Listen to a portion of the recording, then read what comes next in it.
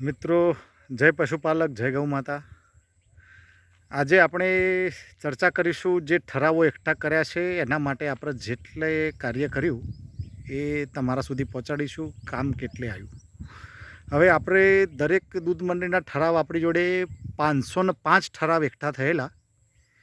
એમાંથી લગભગ 200 જેટલા ઠરાવ કમ્પ્લીટલી હતા કે જેમાં કોઈ ખામી નહોતી, અને બાકીના જે ઠરાવોમાં કોઈ થોડા ઘણા પ્રોબ્લેમ હતા કે જે કોઈ ઝેરોક્સમાં કરેલી હતી એમાં સહી સિક્કો નહોતો, કોઈમાં સિક્કો નહોતો, કોઈમાં પાછળની કોપી નહોતી. આવા લગભગ બીજા ઠરાવ 300 જેવા ઠરાવ એવા છે કે જેમાં કોઈક નાના મોટી ખામી છે. હવે આ જ બધા ઠરાવ આપણે 200 ઠરાવની દરખાસ્ત બનાવીને આપણે મોકલી દીધી છે રજિસ્ટ્રાર સાહેબને આપી હિંમતનગર. પછી આપણે રાજ્ય રજિસ્ટ્રાર સાહેબને પણ આપી એક કોપી. પછી આપણે એક સહકાર મંત્રીને પણ એક કોપી આપી. પછી આપણે મુખ્યમંત્રી સાહેબને પણ એક કોપી આપી. પછી આપણા ભારતીય જનતા પાર્ટીના પ્રદેશ પ્રમુખ મહામંત્રી રત્નાકરજીને પણ એક કોપી મોકલાઈ છે. અને હવે આપણી જોડે એક કોપી અથવા 2 કોપી કદાચ છે વધેલી, અને એની પણ જરૂર પડશે તો આપણે કોર્ટમાં પણ સબમિટ કરીશું. બરાબર. હવે ઠરાવ જે લોકોના આવી ગયેલા છે એની દરખાસ્ત બનાવીને જે મેં રજૂ કરી છે એની કોપી, એની જે હાર્ડ કોપી ઓછી છે એ હું તમારી જોડે વિડીયોમાં શેર કરીશ. પણ બીજું વધુ ખાસ જણાવવાનું કે ઠરાવ આપણે 200 ઠરાવ તો જમા કરાયા, પણ હજુ 600 ઠરાવની જરૂર પડશે.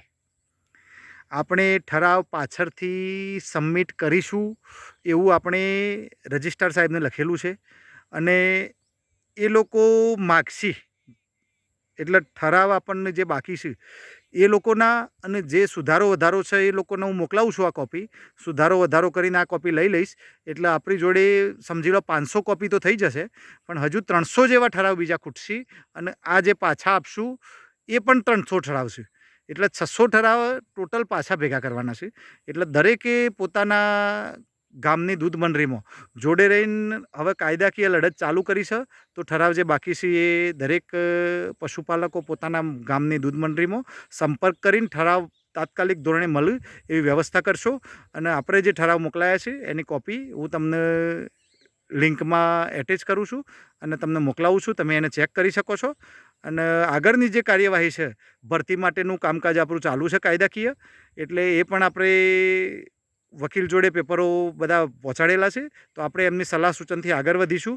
અને ભરતી રોકવા માટે આપણે પૂરો પ્રયત્ન રજિસ્ટ્રાર સાહેબને સાબર ડેરીમાં બધાને જાણ કરી છે, અને આપણે રાજ્ય રજિસ્ટ્રારને પણ જાણ કરી છે. એટલે હવે જે છે આ લોકો કોઈ એક્શન હજુ સુધી કોઈ એમનો રિપ્લાય આવ્યો નથી, અને કદાચ આવશે પણ નહીં. એટલે હવે કોર્ટ રાહે જવું પડશે એવી આપણી એક મજબૂરી થઈ ગઈ છે.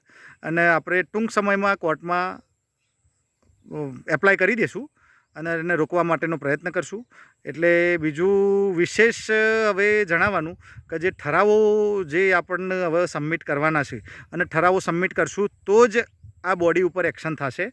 નહીં તો પછી ઠરાવોની આપણી બહુમતી નહીં થાય તો આપણું બધું જ જે કાર્ય કરેલું છે એ પાણીમાં જશે. એટલે તાત્કાલિક ધોરણે દરેક ગામના પશુપાલકોને નમ્ર નિવેદન કે પોતાના ગામની દૂધ મંડળીમાં ઠરાવ થયો છે કે નહીં થયો, અને જે બાકી મેં જાણ કરેલી છે દરેક દૂધ મંડળી ઠરાવ આપજો તો આપણું કામ થશે. નહીં તો આપણી બહુમતી નહીં થાય તો બધા જ લોકોની મહેનત પાણીમાં જશે. અને પાછા ફરીથી તમે આવતી સાલના નફા માટે ફરીથી પાછું ઝીરોમાંથી ચાલુ કરવું પડશે. અને હાલ આપણે જે પહોંચ્યા છે એ જગ્યાએથી સ્ટાર્ટ થશે. તો આવતી સાલ નફા સુધી કે આવતી સાલ જે 30/6 જે હંગામો કરવાની મને એમ લાગે છે કે હંગામો થશે, એનું અત્યારથી જ આપણે આ પ્રયત્ન જે ચાલુ છે એમાં આગળ વધીશું.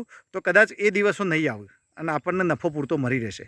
એટલે મહેરબાની કરીને તમે આ વાત થોડીક ધ્યાન ઉપર લઈને તાત્કાલિક ધોરણે ઠરાવો મળે એવી વ્યવસ્થા કરજો, અને આપણે કાયદા અનુસાર આપણે આગળ વધીશું. બાકી બીજું વિશેષ કાંઈ જણાવવાનું નથી. જય ભારત, જય હિન્દ.